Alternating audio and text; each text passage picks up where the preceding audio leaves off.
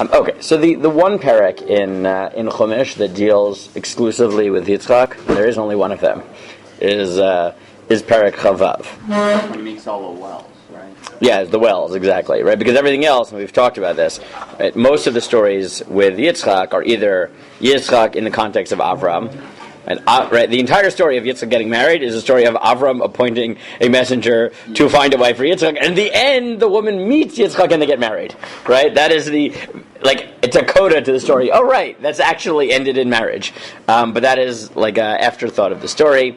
Even Tolda, which should be his parsha, within, two psukim, is like, oh yeah, Yitzchak is the father of Yaakov and Esav. Hey, let's talk about Yaakov and Esav. Perek Chavav is the perek, which is about Yitzchak.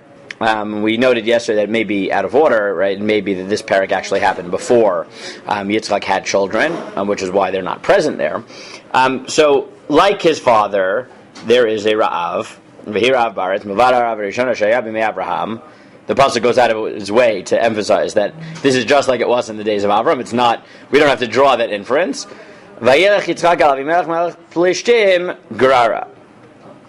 So he goes down to Gerar. And Hashem stops him there. It seems like Yitzchak was on his way to Mitzrayim, like his father, because he does everything like his father. And Hashem said, stop. Right, stay where you are. Don't go down to Mitzrayim. Gur b'aretz hazot v'hiyemcha v'avarcheka ki l'chol zeracha etene kol haratzot ha'el v'kimoti et hashvuah asher nishbati l'Avraham avicha. Live here and I'll bless you because I've given you this land. And I will fulfill the covenant that I made with your father. So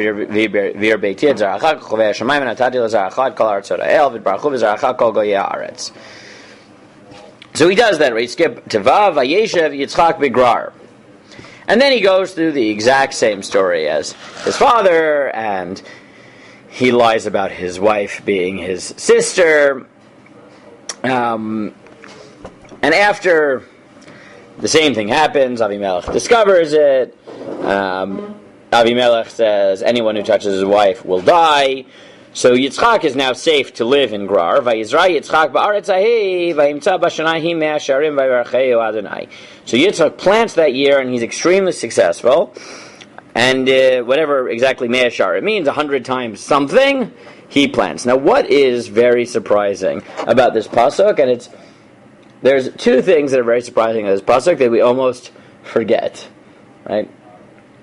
First of all, what's shocking about this pasuk is that he had an extremely successful agricultural year, despite the fact that it was a famine, right? That's already surprising. But there's something even more fundamentally... What does famine mean if it's not a drought? Like, is there... It could be a drought. It could be that there's It could be, it could be disease in the plant, in the crops, right? Could be what's it called? It could be locust. Could be locust. The soil gets over. Yeah, it could be locust, right? That was whatever it'll be. But there's something even more fundamental here. And this is something that Rav Yoel Ben Nun points out, is that you discover something here that Yitzchak is different from every other character that we know in Breshit. He's not a shepherd, he's a farmer. He is the only farmer. Avram is a shepherd, Yaakov is a shepherd, Yosef, the brothers, they're all shepherds. Right? He is the only farmer. Now, why is that significant? Well, it comes into play with the Yaakov and Esav thing. It does come into... Well, okay, we'll come back to that in 1 second. Why is he the only one? Why does it make sense, sort of conceptually, that he is a farmer and everyone else is a shepherd? And think about this perek. Think about the context in which we discover that he's a farmer. Oh, that he doesn't need to go down to... That he's not allowed to. That Hashem, he's the only one. Everyone else, Avram, despite being promised the land, it's either legitimate or even if it was wrong, Hashem doesn't stop him from going down, and he's expected to travel. Even within Israel, he's expected to travel. Right? He's always traveling within Israel. Yaakov spends his time traveling between countries. Yitzchak is the one that Hashem steps in and says, no, you actually have to stay in this particular place. And therefore he's the only one that the trajectory of his life, it makes sense for him to be a farmer, because he's the one that his path is to stay. in one place, and therefore that is represented by the profession that either he chooses or essentially is, Hashem encourages him to take, which is to be a farmer. And that explains the story, because if you continue, it's Vayigdal Ish Vayelech Haloch V'Gadel Ad Ki Gadal Ma'od. He gets very great. Vahilo Mikneh Tzon Mikneh Vakar V'Avodah Rabah V'Akanoto Plishtim. He has tremendous wealth. Now he has animals, right? He also has animals. Except, what does he do? He v'chol beirot asher chafru avdei aviv b'Avraham aviv sitmun plishtim v'aymelum afar. All the beirot, all the wells that his father had dug, had been sealed up. And Avimelech tells him leave. So what does he do? So he moves a little bit, and he digs new wells. And this time, right after, right, he has a build, but eventually it's successful. Why is he successful in building wells? In the end of the day, after the first two fights. Yeah. Because he's a farmer. Because he's staying, right? If you're a shepherd, you build, right? You dig it, and you get into a fight. It's just not worth your time, so move on. But if you're a farmer, it's worth your time to fight. So this doesn't work, I'll do it again. This doesn't work, until I'm successful, I'll do it because I need them, because I'm a farmer, and I'm staying. So I have the stamina, I have the staying power to fight for it. The third thing, and this is what Gavi maybe is hinting to, is that Rav Yochanan argues that this is part of the story of why Yitzchak prefers Esav to Yaakov. Because if you're a shepherd, whenever you have a fight, whenever you're in a fight, you can just leave. But as we know, once you're settling down, security is a real issue. You can't just move. So when things get tough, you need someone who can hunt, can fight. Right? Hunters aren't just capable of hunting animals. Right? The skill set. And as we know, that's in fact what Esav becomes. Esav isn't just a hunter.